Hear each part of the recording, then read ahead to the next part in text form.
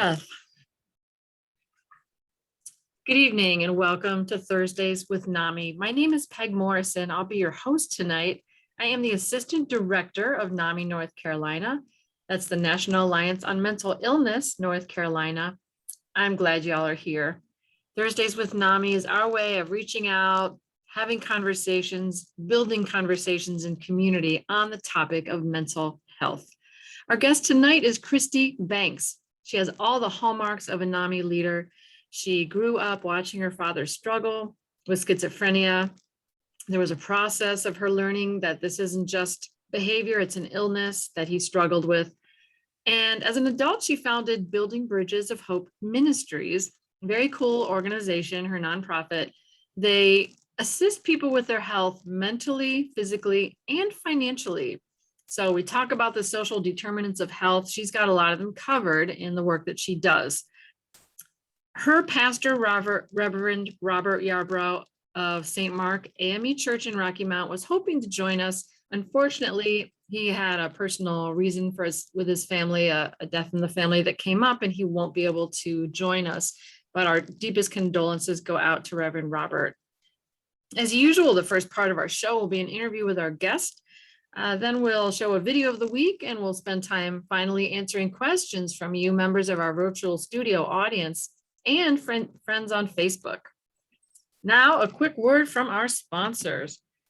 Thursdays with NAMI is funded in part by the North Carolina Department of Health and Human Services Division of Mental Health, Developmental Disabilities, and Substance Abuse Services through the Federal Community Mental Health Block Grant Fund. We appreciate their support so very much. Now, I'm so pleased to introduce my guest, Christy Banks. Along with founding her ministry, she is an active NAMI member and trying to get programs going in Edgecombe and Nash counties. That's the Rocky Mount area. Welcome, Christy. Hey, happy to be here. Yeah, so we'll go ahead and jump right in. We always like to know the backstory of people we're chatting with, how you got into mental health in a way that was so big a part of your life, what brought you here. So tell us your story in a nutshell. Oh, wow. Try to keep it small. Once again, my name is Christy Banks. Actually evangelist. I have a ministry that God has blessed me with. The name of it is Building Bridges of Hope Ministry, near and dear to me. To jump right in, my father suffered schizophrenia, and then also with 2 rounds of cancers as well. I had to be his caregiver, being that it's only child. As I share my story with mental health, I can tell the story through the eyes of a child on to the progression of adulthood. But however, there were many struggles there. My father, he did things of the extreme. He stopped the Amtrak train within our community, and he also paid himself visits to Dorothy Dix. And every time when things of that nature took place, I was always called upon. I was always taking a break to deal with my father and didn't understand why I had to deal with my father. Later to learn that whenever he received a diagnosis for the thyroid cancer and also the renal cell cancer, there I was once again having to be there at the aid of my father. No regrets at all. I really, really appreciate this, because actually what ended up happening was I got laid off from my job in corporate America. And so I went to work in mental health. And I'm gonna say I thought I didn't know what I was doing, but nevertheless, it ended up being a great compassion opportunity for the community, because I went from working at the agency to running the agency, in which I was very super excited about. To touch back home a little bit, I just knew that mental health and mental illness has gone from a stage of being something private within families, something that nobody wants to talk about, till today. I'll never forget the commercial with Michael Phelps whenever that first aired on TV, as to where now the stigmata is being taken off. And it's just the more and more I see things with in reference to mental health, it's like I'm super excited, and I'll be like, hey, that, hey, someone is talking, they're talking about mental health worldwide. Because like I said, it was something that was shunned and pretty much so just swept up on the rug. So as time went by, God blessed me with this ministry, which is called Building Bridges of Hope again. And there's 7 components to this ministry. There's health and wellness, and also the Soul Care Cafe that deals with the inner being of man. Also, there's education, career, home ownership, homelessness, financial literacy. And basically what it consists of is providing a continuum of care to individuals. And this point where we're at in the ministry, which I love, is that a need gets identified within the community. So what I do is I spend time addressing issues, collaborating with individuals, business owners, just various people with pastors, organizations, churches, to make a positive impact in the community while we were working on projects, various projects. Love it, love it, love it. And also, Building Bridges is, even though it's an outreach organization, it's also in reach to support the pastors. And hopefully, prayerfully, I will get the opportunity to continue to work with more pastors in regards to their congregation as well. And my pastor, Robert J. Yarbrough, he really, really loves it, love my skills, my expertise, because there's a much value add that I bring through God. The Holy Spirit, actually being led by the Holy Spirit to bring to the congregation. And I really, really, truly love it. Building Bridges also take part in outreach projects, which consist of domestic violence, health fairs. Also, we deal with, from the realm of education, doing our part to make sure that the students get their backpacks and going back to school. That part, and summer youth programs as well. The goal in that area too is, and one thing I learned with working, running the mental health organization, that you have to have not only the youth involved, but have to have buy-in from the parents as well. So hopefully, prayerfully, we can continue to have more parents to come aboard, because like I shared with Peg prior to us coming online, is that I'm dealing with so much in regards to the depression and the anxieties as of right now, because of COVID. I'm going to say COVID, but however, there was things that was underlying dealing with individuals that I'm able to offer the support. And also Building Bridges does referrals and resources as well in those particular 7 areas also. So if someone have a need, somebody needs assistance, Building Bridges is here. I'm excited. All right. Well, that's good stuff. You're getting good comments in the chat box about the wonderful mission.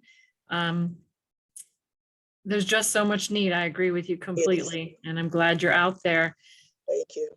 So having a father who lived with schizophrenia, it sounds like you were in a caretaker role a good deal of the time. Did you feel much stigma with that? How did that impact your development?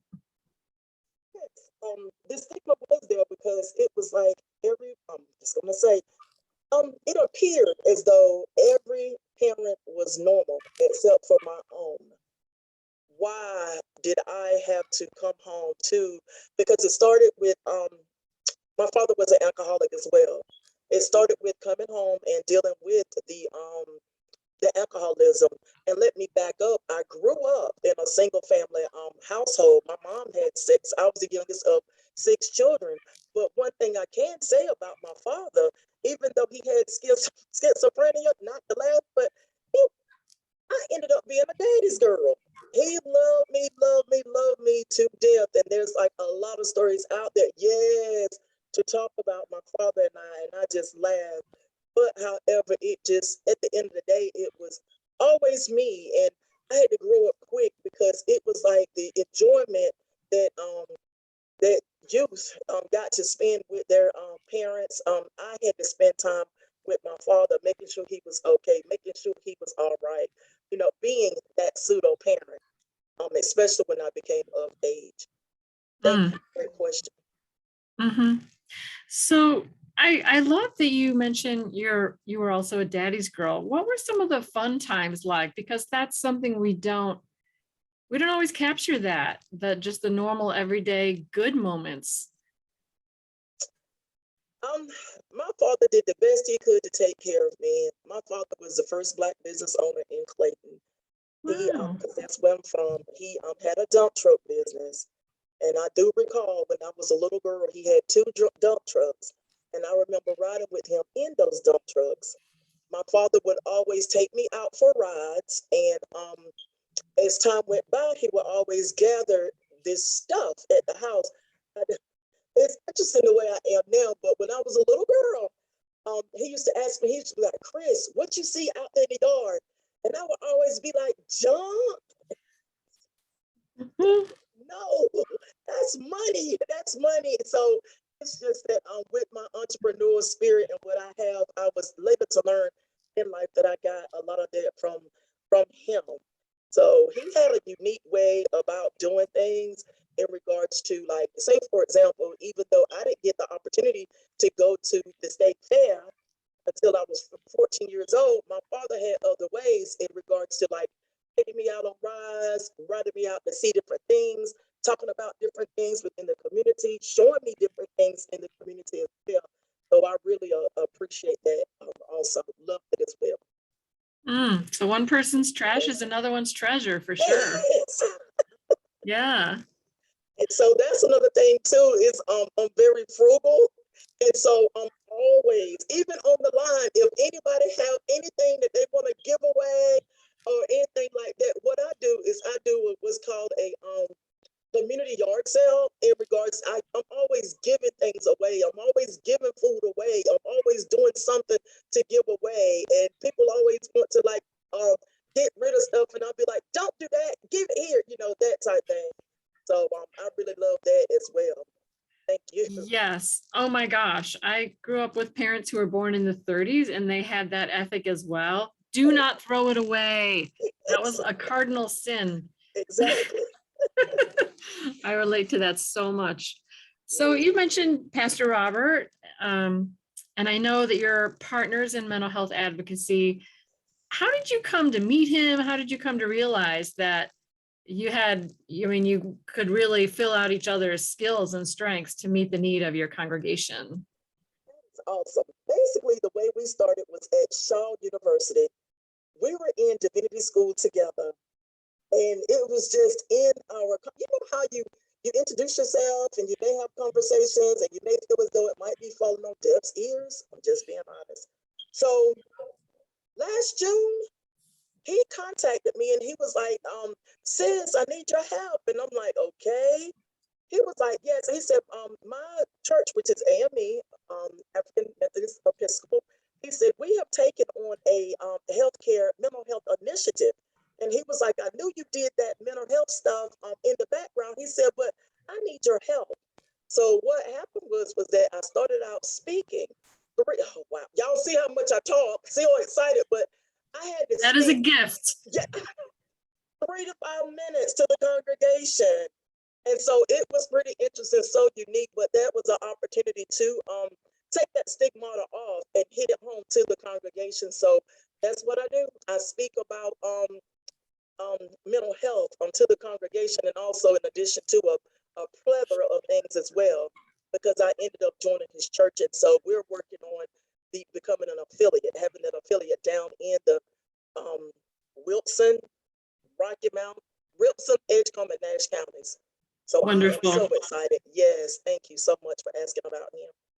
Well, that is music to my ears. And of course, you're referring to a NAMI affiliate. You're working on developing a new NAMI. We have a NAMI affiliates, the National Alliance on Mental Illness. Why do I do that all the time? NAMI affiliates in 24 counties, and we're trying to grow, trying to get out to those underserved areas. So that's a wonderful partnership that we see coming with you, and I appreciate that. Also want to take a moment to say, at NAMI, we believe any faith, there are many paths to recovery. We don't really take a stand on what a person's religion or philosophy is. Totally love the Christians, totally love the Muslims, totally love the Jewish community, all of them. So just want to acknowledge that, atheists too, wherever you're at, join us, be part of our recovery movements. And I'm sure there are many, many pastors and religious leaders who would just love to have like a wingman for mental health. Yes. So That's the vision. That's the vision. That's the goal. That's the vision that God has given me as well to go forward with the ministry. And my prayer, my desires is for the pastors to really take hold of this and go forth also. right. So you've been through some things and you've accomplished a lot. What are you most proud of? Most I'm really really proud of my daughter. I love her so much, love her so.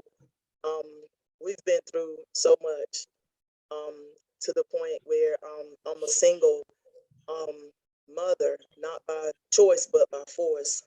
Um, my first husband, he got killed, and so as a result, just started dealing with some things. Yes, first and I'm so foremost, sorry. being young. Thank you so much. Being young and starting out, being a young mother at that. But however, I just continue to persevere, kept myself focused on goals.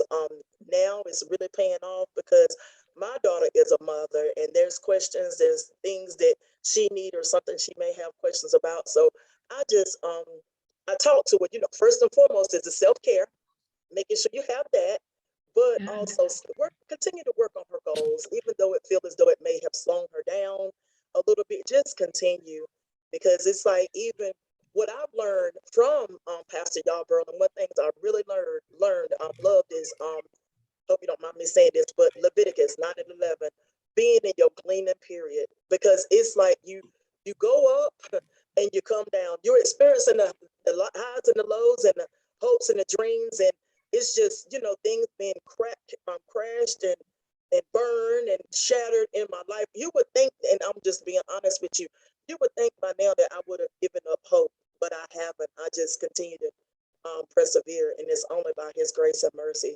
And even with the ministry, I've taken different spins. I've had my home being a safe haven for young girls and things of that nature, establishing things with educators that's passionate about diabetes to get something going with building bridges as well.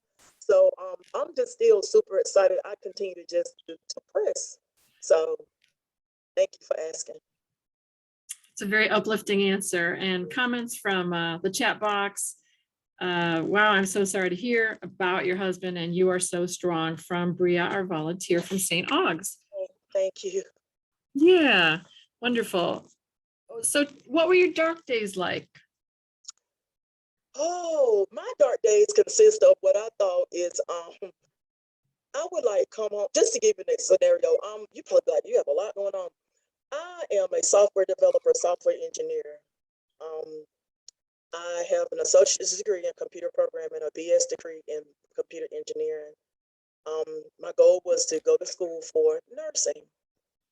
Been stagnated for 30 years and still was defeated, but I'm not defeated because I'm still taking classes. But anyway, I when I worked in corporate, um, I dealt with project management. We was working with this $65 million project, and there was one area where I was the expert, well, quote unquote expert on. Um, however, it was just as far as having dark days from that. I would come home from work, and one thing that I learned is that you have to change your clothes, change out of your clothes, because used to I would like stay in my clothes and I would go home and I would cook, do housework, that type thing. And from what I was told, it was like no. But however, the days that I did feel defeated, I would like have my own pity party. And so one day, my former brother-in-law, he had told me, he said, Chris, he said, you got to pick yourself up, dust yourself off and keep moving. Because one thing, what I would do is I would come home like an evening like this, and I would get prepared for bed and I would go to sleep. And I would be like, okay, it'll be over in the morning, that type thing. But however, it was just sometimes the days, it stayed dark, especially when you wanted to get through various projects. And then also feeling defeated and dark whenever it came to my daughter, because I've always, in addition to the education that I had, I still had to work the 3 to 5 jobs to make sure that we were okay. I had the family support. I did what I could to be there for her the best that I could financially, but also instead, in order to keep the income coming in and had a mortgage at the time, I had to continue to work. So there's some things that I missed out on as well in regards to her. And now that I think about it, because I've gone from 3 to 5 jobs to 0 jobs to, okay, what did I give up? What was I really missing? And was it really, really worth it? And I try my best now. That's one thing, Peg.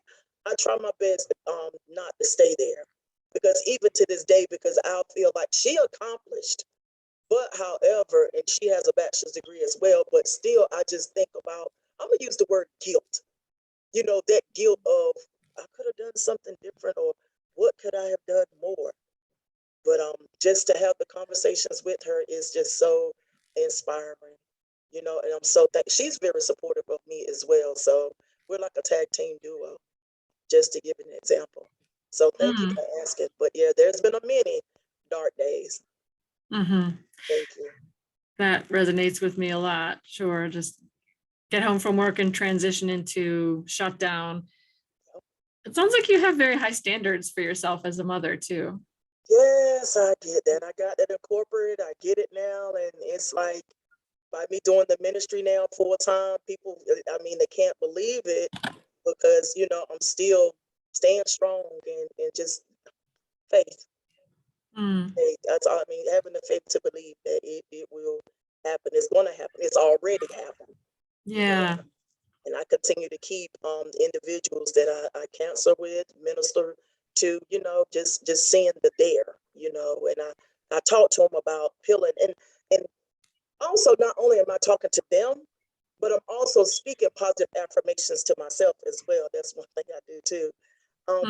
But also it's just like peeling that layer of an onion. And like I tell individuals, you have to get down to that core. You know, you have to get down to the core root, the root of what's causing this, what's impacting you. And you know, individuals be like, yeah, you are right. Once whenever we're able to peel the layers and layers and layers. And it was like, aha, this started when I was a child too, and I just didn't realize it. I said, yes. I said, but I'm dealing with it today, which is truly a blessing, truly amazing. It is a process. It is. Comment from Gary in the chat. Parenting is the most difficult job in the world, and they always give it to amateurs. Exactly. That's a good one.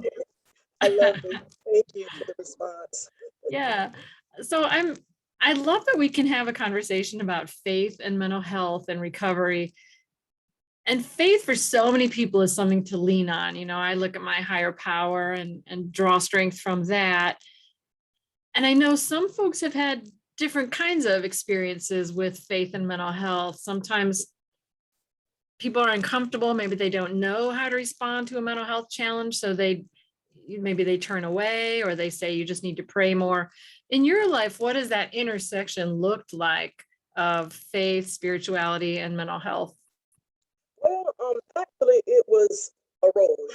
It was the path because I didn't know. To be honest with you, I didn't know, and then it was like whenever I got hit hard with stuff, I would always stay at what was called the crossroads, not knowing what to do because there again, because of me, the way I was brought up, I mentioned to you about Franklin Covey earlier and winning the highest award. I would never stand up in front of anybody and talk like this today. You will never find me talking about that because basically what would happen is that I wouldn't want that attention drawn to myself. And I was just, the fear was of being ridiculed or mocked or somebody making reference to my daddy because people are mean and cruel. And, you know, just something, you know, people making reference to my daddy. And there's just things that I could not change. There's things that I wanted to improve on. And so basically, whenever it comes, and I'm not being ugly because whenever someone is going through pain, and I'm just being real with you, they don't want to hear about God. They don't want to hear about faith. You know, it's about them. And whenever I'm listening, because I want them to get it out, and I share with them, this is about you. So then it's like whenever they go through the processing moment, it's an opportunity for me to be their sounding board.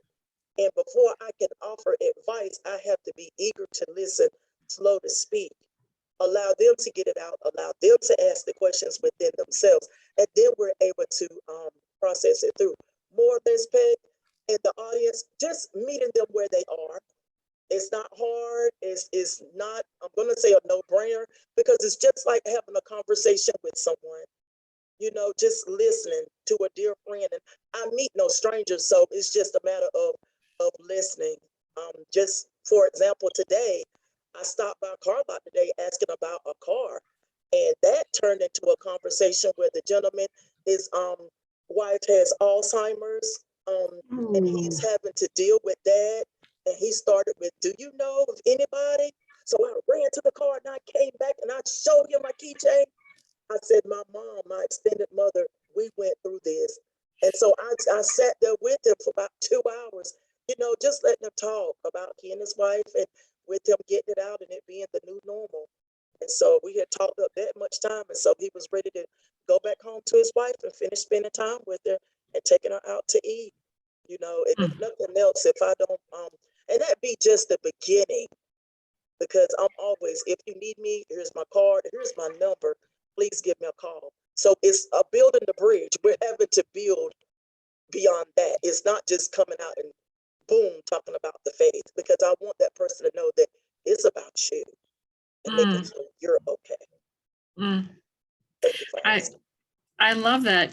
Eager Yeah. to listen, slow to speak. I think we all need to shift into that gear, really, as much as we can, to be there for other people.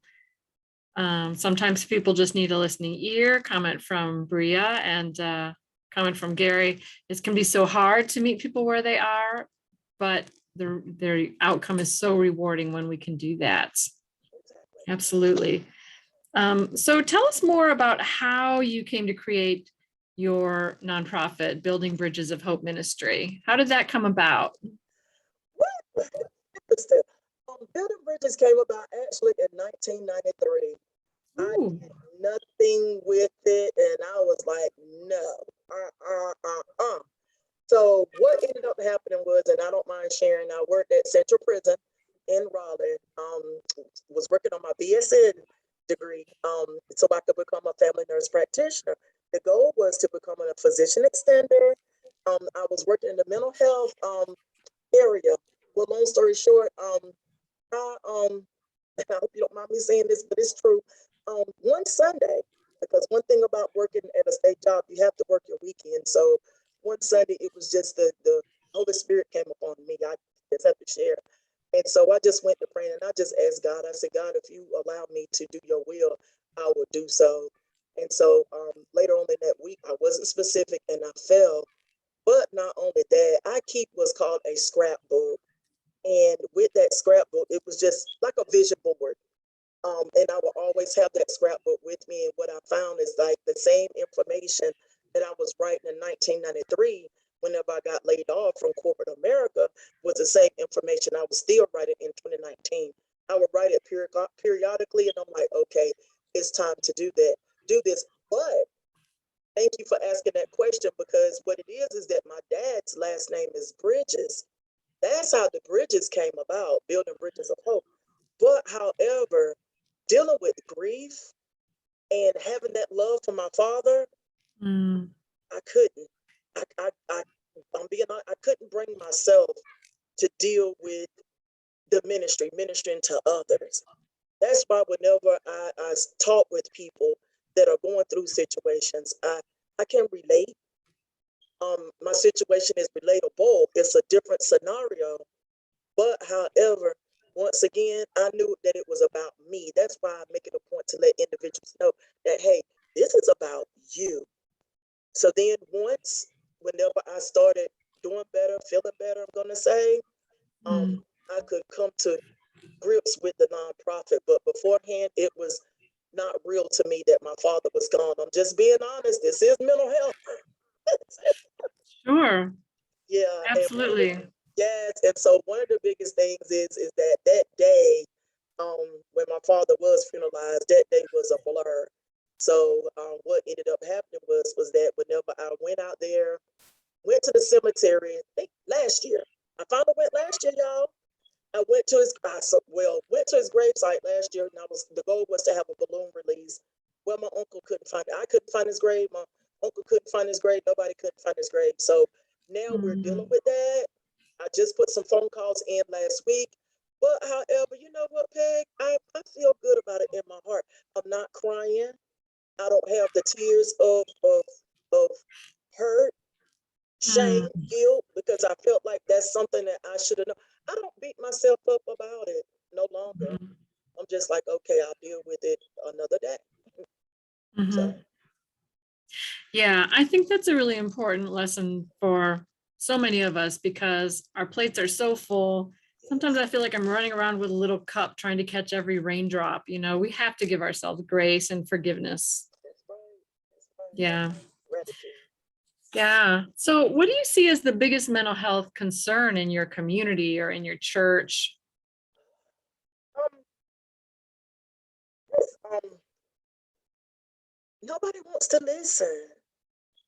I really wish that somebody, I really wish that somebody would listen. And I'm thankful that Pastor Yarbrough listened. And the thing of it is that once again, I talk about the stigmata, but it's prevalent in I see it on TV, but I would love for it to be prevalent within the community. I would love for it to. Can we have a conversation? I get more no's than yeses. I'm just being honest. But even with that alone, I can't give up because I know one day somebody will listen. So I spend a lot of time going door to door, especially checking on my seniors and everything, and also in the rest homes and stuff. I create what's called community resource bags. I put information inside of there. I'm just, just doing my part. If I could just do my part, and somebody will receive it, other than Pastor Yarbrough one day. That's a great idea. The community resource bags. You just hand Yes. those out or at least have them ready in the car. I love that.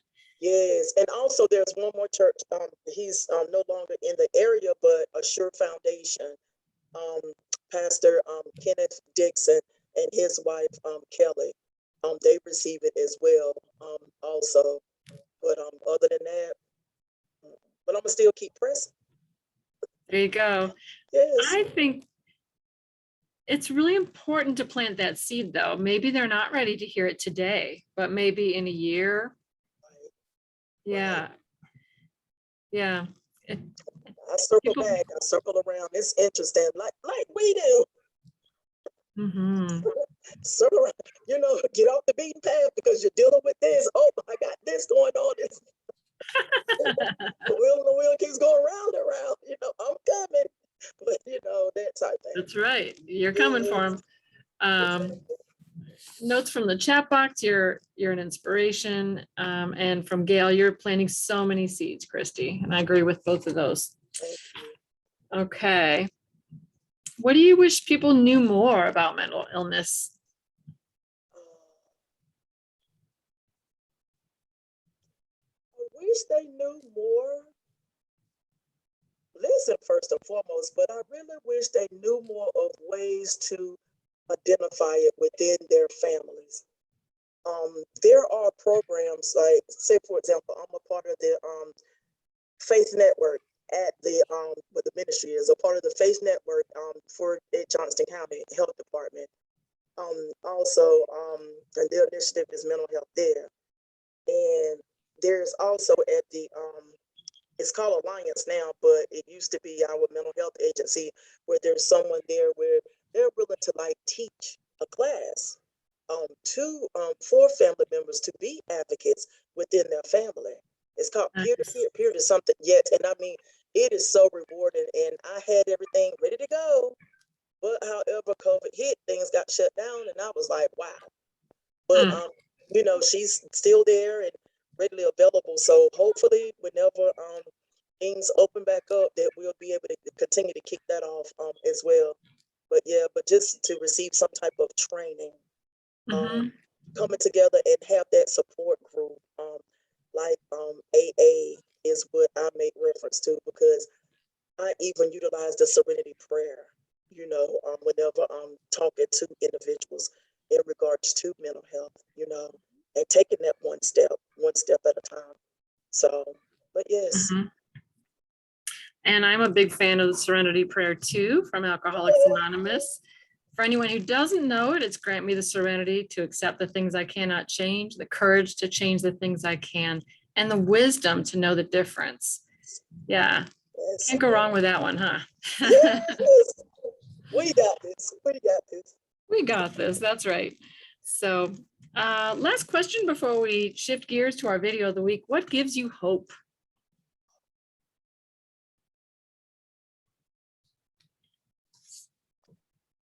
Hope, and I have a note that I would like to leave, close out with as well. But what gives me no hope is just being able to be there for someone to listen, because you never know. Whenever someone turns away from you, you never know what they may be capable of doing or what they might do. Or you never know what they're thinking. Mhm. And so it's just that I come in contact with people that don't have a clue, and they just be like, thank you for listening, type thing. And so just that, what I'm able to give it, offer it, but in return it comes back and it continues to stay instilled within me to continue to pour out the hope to individuals. So before you get to your video, I would like to leave something as well, because there's also groups that I'm gonna say God has allowed me to have as well. And one is a women's ministry, and one of them is one thing that I always leave with the ladies with words of comfort. And this one is, no matter what happens or seems how bad it seems today, life does go on and it will be better tomorrow. Maya Angelou. I love Maya Angelou. Nice. Thank you for sharing that. You're welcome. Okay. Good stuff. Well, we're going to be right back to Christy in just a moment.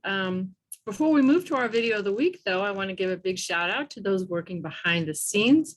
We've got Bria Motley on our chat box, psychiatric nurse Gail Pruitt on Facebook, and Executive Director Gary Kreitz for always being there. Of course, Bria is our work study student, and we're so thrilled to have her with her. This is her second week.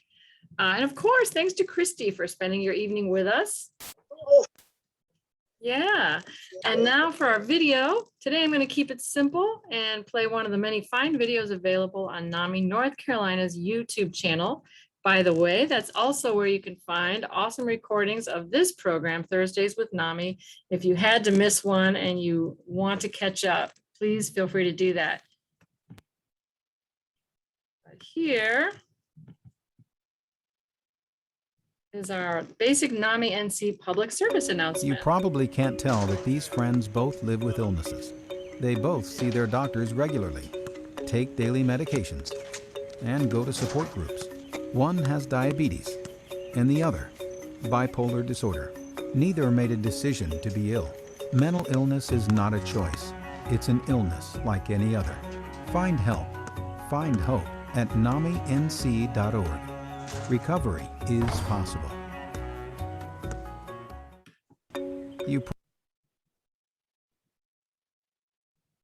Okay, recovery is possible.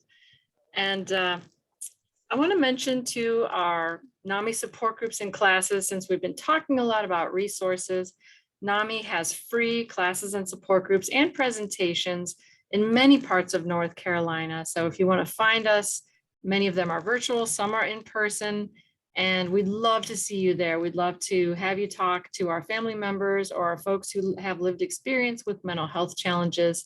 Come take a class, join a support group, and talk to people who understand, who've been there, because everybody in the room at a NAMI program can say, yes, me too, I've been there, even the leaders. So that's what we're about.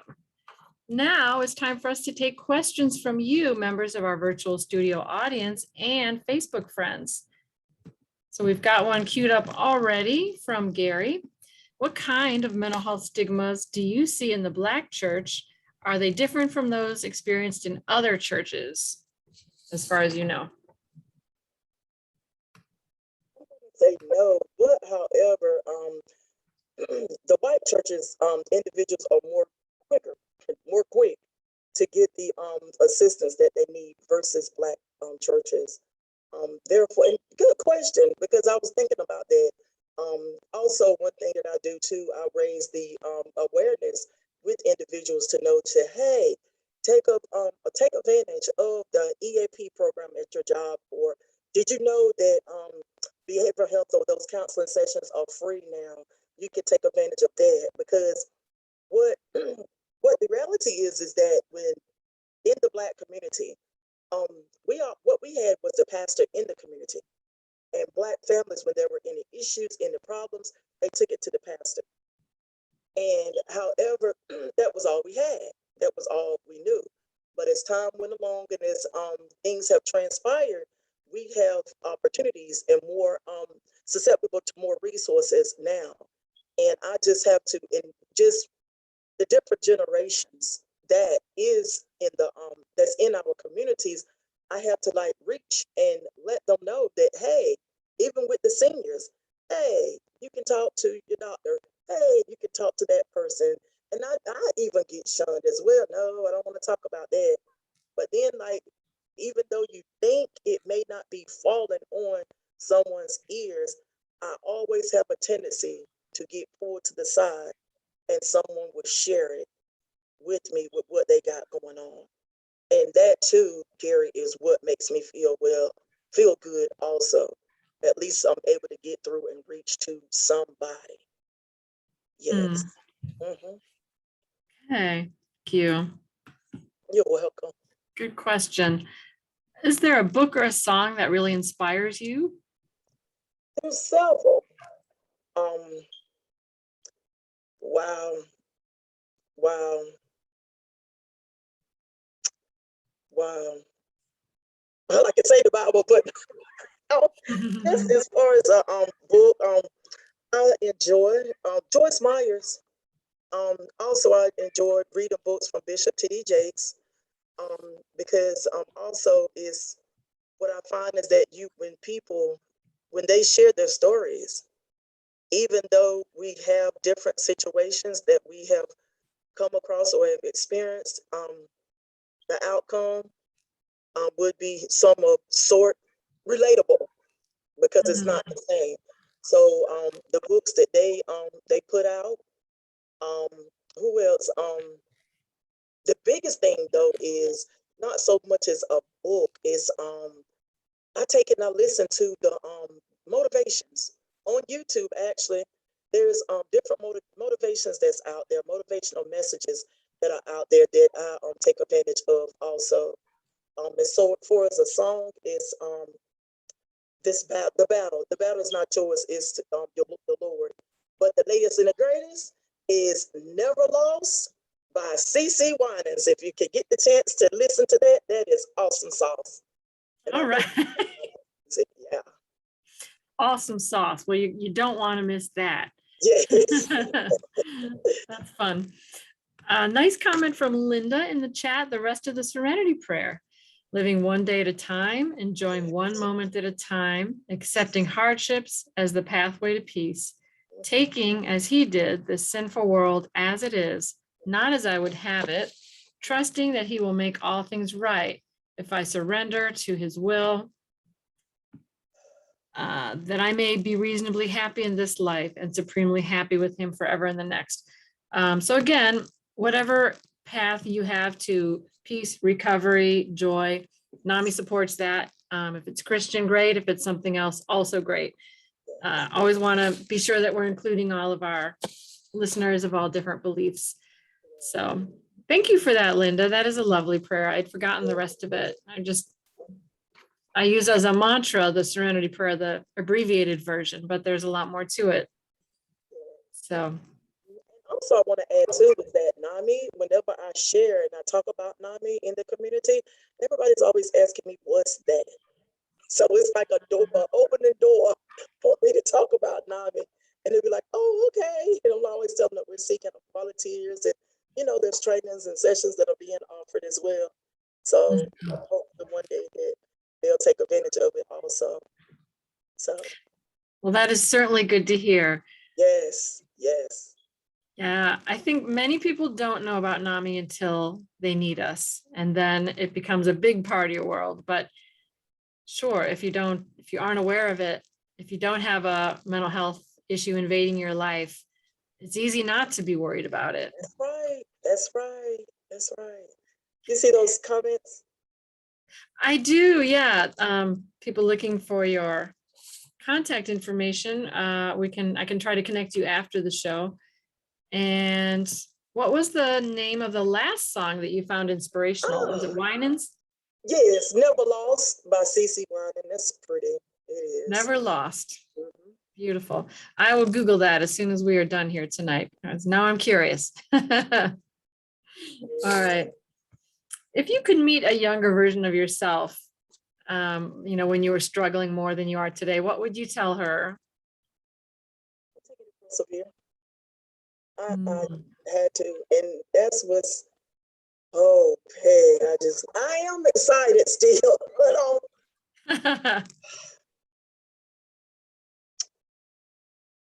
I mean, just continue to press. I mean, I have to. I have to. I mean, Mm. I have to. It's so much that's going on in the world, and whew, every time, I mean, whether it be the TV or whether someone's calling you and telling you that somebody has passed away or this or that, um, and I really take advantage of the self-care, but still, I get up and somebody needs me, and I go and I'm there. Sure. Sounds like you have that stick-to-itiveness that people talk about. And I can tell, it's been a winding road and a deep road, and you've done so much. So I appreciate your telling us about it tonight and letting us in. Thank you. So we've got a few more minutes if you have questions for Christy. In the meantime, while we have a lull, I want to encourage you, please fill out the survey that will magically appear when you leave our Zoom session tonight. It helps us improve over time, let us know how we did, what worked, what did not. We also show those scores to our funders, and it helps us prove what we're doing to the people who give us the grant dollars for this show. Awesome. Next week on Thursdays with NAMI, we've got former Olympian Amy Gamble, who lives with bipolar disorder. She's very candid about her story and wrote a book about it. Bipolar Disorder, My Biggest Competitor, an Olympian's Journey with Mental Illness. So join us to see Amy Gamble. She's a neat person, really down to earth. She was in the 1988 Seoul Olympic Games, if you're curious. Before that, she was top ranked in college basketball, playing for the University of Tennessee and Arizona before she focused on handball and went to the Olympics. So pretty neat stuff. Okay, we've got another question that's popped up. Someday when you look back at your life, what would make you think life was a success? My life was a success. Wow. Oh, my little one now, to leave a legacy. That's where I'm going to see where my life has been a success. So what I'm doing today is to leave a legacy. I thought it was going to be for my daughter. She feels as though this role that I'm serving in is too large to fill. And so I'm petitioning that it will be for my grandchild. Oh, nice. All right. Yes. Leave a legacy. I'm sure you'll leave big shoes to fill too. Exactly. That's right. Well, we do have a few more minutes if you have questions for Christy. Christy, if you have any sort of closing statements or thoughts that you want to share at this point. Thank you. Building Bridges is always seeking volunteers. I've adopted 10 nursing homes. However, only 2 allow me to come in with the community resource bags. There again, that's fine because of COVID. But just if you can identify a need within the community, ways to get the word of mental health out there. I have made connections and contacts and established partnerships with a plethora of people. It's just that I would love for us to be able to come together to make a difference, some way, somehow, possible. So there's opportunities for all of us. Absolutely. Yes. Yeah, if you're looking for a chance to connect and learn about mental health, we have a conference coming up at NAMI, North Carolina. It's Saturday, October 9th, and we would love to see you there. The registration page is open. I'm sure it will appear in the chat box and or Facebook very soon. Comment from Gary. I've loved this session. Christy's work is right in the middle of what I'm interested in. That's Executive Director Gary Kreitz, former pastor, and all around very cool person. So Let's connect. We gotta connect. that's right. That's right. Yes. Thank you. Thank you. Okay. Well, sometimes we go 60 minutes. Sometimes we go a little past that, but it feels to me like we're ready to wind down. Again, I want to thank our helpers on the chat box, Facebook Live. And thank you so very much to Christy. Thank you for reaching out to NAMI in the first place and for all that you're doing in your community. We're out of time. Okay, I'm sure we'll talk soon. Have a good night. Take care. All right. Thank you. Bye-bye. Good night, everyone. Remember, NAMI's here for you. Give us a call. Check us out. Be safe, everyone. Thank you. Thank you. Bye.